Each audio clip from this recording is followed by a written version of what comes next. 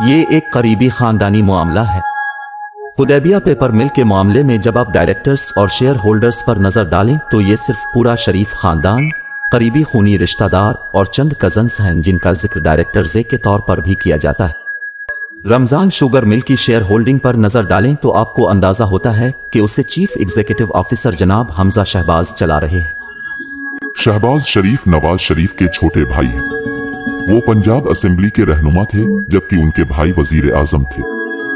उन पर शरीफ खानदान की मलकियत वाली कंपनी रमजान शुगर मिल के जरिए 10 करोड़ डॉलर की मनी लॉन्ड्रिंग का इल्जाम है।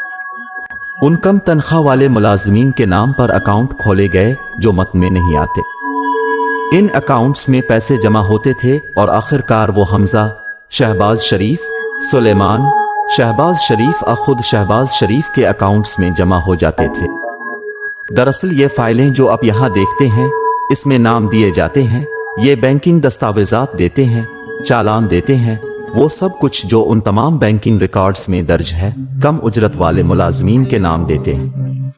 यहाँ एक मिसाल है, आप उसे देखें जनाब मसूद अनवर, वो उसे जनाब शहबाज शरीफ के नाम पर जमा करा रहे हैं। ये 1.6 मिलियन